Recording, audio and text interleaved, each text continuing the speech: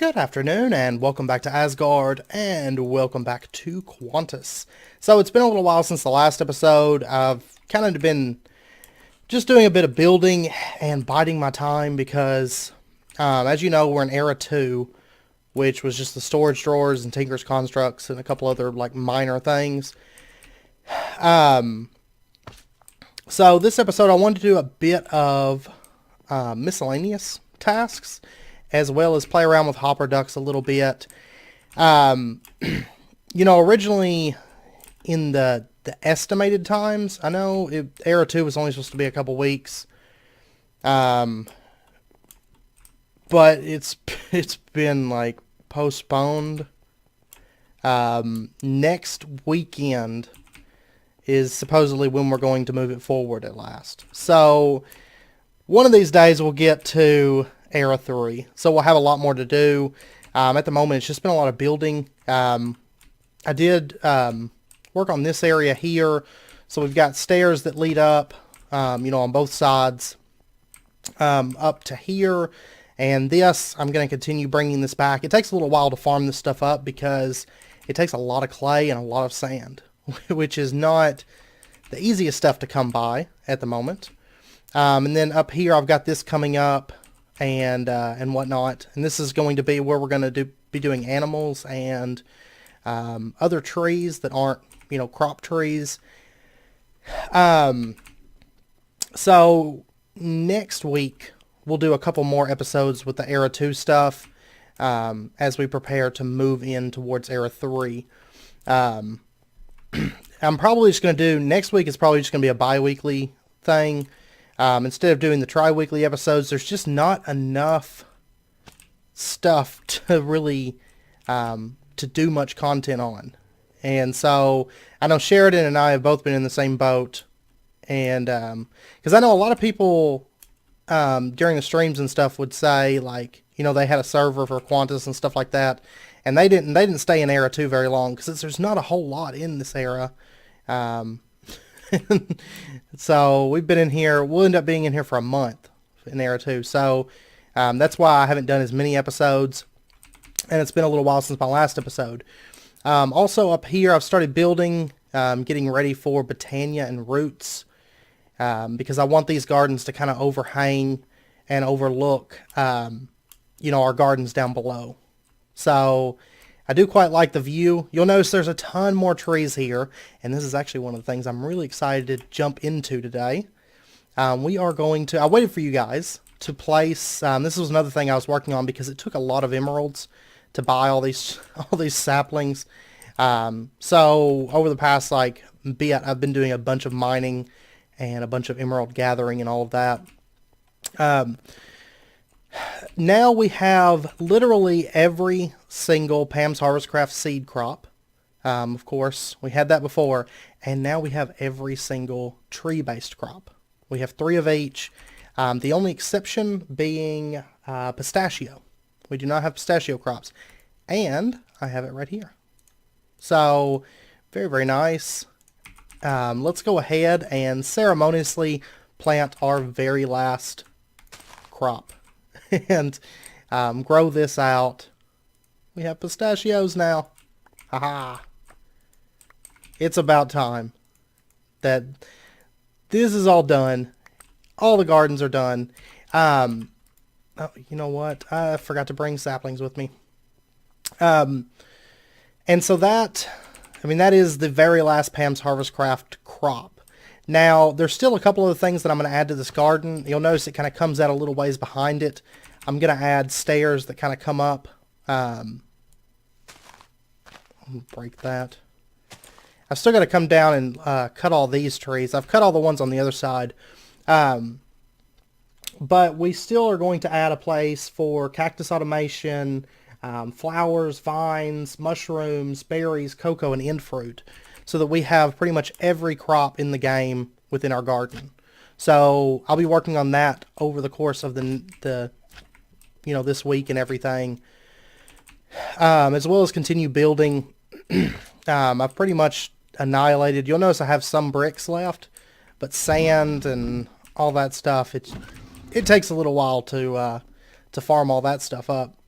And by the way, putting all these blocks through here, I think, all in all, I think I used, and it's not even done as you can tell, but I think I've used probably at least 30 stacks of these slabs. Like, very, very, very expensive. But here we go, our last 2 pistachio saplings. And this one, there we go. We have 3 of every crop tree now. Very, very happy about that. That actually took forever, by the way. A lot of time spent scouring around in the mining world, trying to find fruit, and then gathering emeralds and all of that. Like, after a while, I was like, okay, I'm not finding any more new fruits. So let's go ahead and just use emeralds for that. But of course, that was one of the big undertakings that I've been working on. Now, the garden, I do have to raise a lot of these. Because if you notice, these ones, you can't see the dirt because we actually raised the floor. If you recall, we raised this floor, so we do have to raise the trees. That's why some of these areas you can't walk underneath the trees. And so that's something I'm going to be fixing over the next couple days. And then this can actually go as well. Very, very nice. Alright. And I didn't mean to grab that. The next thing that I want to do is I want to make another Pam's Harvest Craft item. And the item I was using to buy the saplings, by the way, is the market from Pam's Harvest Craft. There was just one at spawn, so that's where I went to purchase those. Instead of wasting the resources to craft one, I just didn't even bother with it. I just went to spawn. But I want to make a shipping bin. Very, very nice block. Very, very useful. We'll just need a few pieces of wood. And we'll go ahead and lay this out just like that. And that'll get us our shipping bin. Now this thing is, if you're not familiar with it, it is very, very handy. I think for right now, I think I'll probably put it inside of here for the time being. Just because this is where all of our crops go and everything. I do need to get back on working on the restaurant as well. So, because I kind of got sidetracked from that and then haven't went back to it yet. But the shipping bin, basically the way it works is you can sell crops here for emeralds. So a half stack of pretty much any crop will net you 1 emerald. So for example, we have a lot of melons. And so what we can do is we can just scroll over to our melon tab, throw our melons in here, and sell, and there we go, we have emeralds. So that probably would have been an easier way to do it than actually mining up the emeralds. But that's okay. That is a-okay. Now in addition, I'd like to go ahead, like I said, and start getting into hopper ducts a little bit.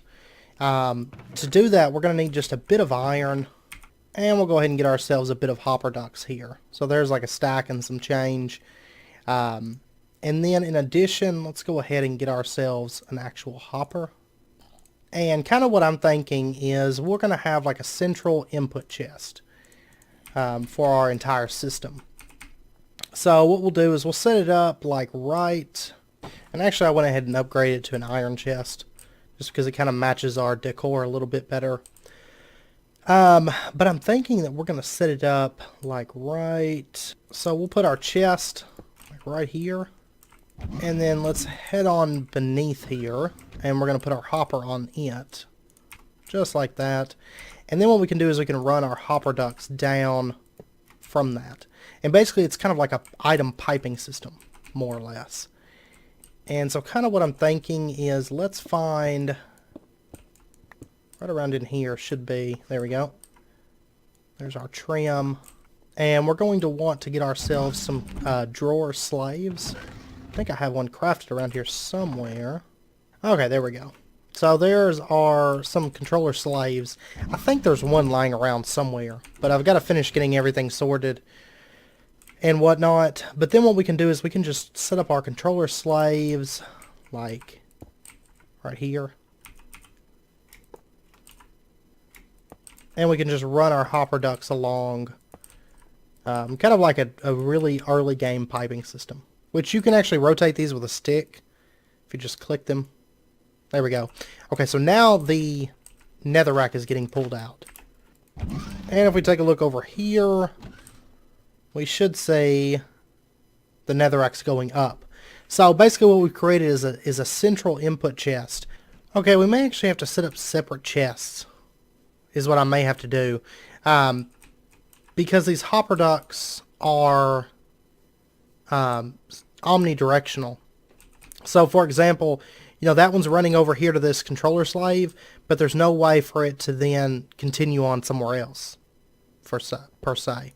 So I may have to set up separate lines for each one. And then just kind of label them so we'll have like blocks and have like, this one will be blocks and connect, you know, just to the block section. And then do another one for ingots and, you know, so on. I mean, the thing is, I'm only really going to need 4 of them because it just needs to hook into this drawer line, this drawer line, this drawer line, and this drawer line. So there's really only 4 sets. I mean, there's a lot of drawers down here, but only really 4 sets to contend with. So that may be what I do, I think. Okay, I actually changed it up a little bit. I think what I'm going to do is I'm going to put them into the wall right here. So we'll have like 5 different hopper lines, and they'll connect to like those 4 systems down there, and then we'll probably set up another system maybe for like miscellaneous junk up here. And so those items would go there. I mean, there's not really... I mean, the only thing is I can't hook them all into the same line. And then in addition, I also run into the issue of not being able to... Like if I was to throw armor into this one, even though it's supposed to be blocks, what's going to happen is it's going to go into the hopper, and if there's nowhere for it to go, it's just going to stay in the hopper. But I did notice after testing that it will throw items, if there's nowhere that line connects to that it can actually go to, it will throw it into these open drawers. Which is fine, because once we get everything filled out, that's not really going to be an issue for us. But at the moment, we do kind of have to watch that. But for example, I could put, like say on this chest, I'll probably put it above it, I think. And we'll say like, blocks and wood. So all the blocks and wood will go into this chest and get all sorted out and everything. And then this next line would be, what is this? Metals and something else. Oh, they're both food overstock. But we can say metals, gems, and food overstock, for example. Now, I do have a second thing of food overstock, which kind of makes it a little bit more difficult. Like that whole back room is food overstock. I don't know. I'll sort something out with that. Because... I don't know. I'll see what I can do. Because I may be able to put like a drawer controller like more in the center of this. Maybe like right up, I don't know, this doesn't really have a center, a perfect center. But maybe put it somewhere in here and have it cover both sides, maybe? I don't know. I'll have to play around with that and see, you know, what would really work best for us in that situation. Now in addition, I would like to actually use these hopper ducts and kind of link up our storage building with the smeltery building. So for example, I could make another iron chest here. And we'll set that one up right there. Go ahead and remove that. And what I could do is I could set up a hopper. Like, of course, there's a hopper coming out of the bottom of that, but I also want one that connects into that chest. And then I could just bring my hopper ducts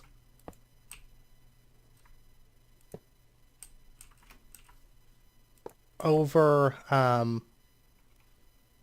Let's see, what would be the best way to run this? I mean, this will be underneath the stairs, but we could just run this back. And I should be able to actually, I don't know, I don't think I'm going to clear that like that. I think I'm going to have to drop it down one more. I'm trying to make it so I can actually stand on this while I make a bridge out of hopper ducts. Because once the whole base is done, you won't be able to see down here. So, I mean, eventually this is going to become actual conduits and we'll just get rid of the hopper ducts. But for right now, I mean, really at Era 3, we'll have the best item conduits, like, system that we can have. Era 3 is going to really, I think, revolutionize everything, because you can do so much with magical stuff that, you know, we don't tend to do it, of course, because we've got tech, and, I don't know, tech's got its own, like, special flair, I think, that makes it, like, really, really enjoyable. Okay, there it is. So what we can do is we can plug up our hopper into this, and then just bring our hopper ducts. Oh, you know what? We're out of hopper ducts right now. Let me go grab some more hopper ducts really, really quick. Surprised we ran through all of those that quick. Alright, so we can just bring our hopper ducts back.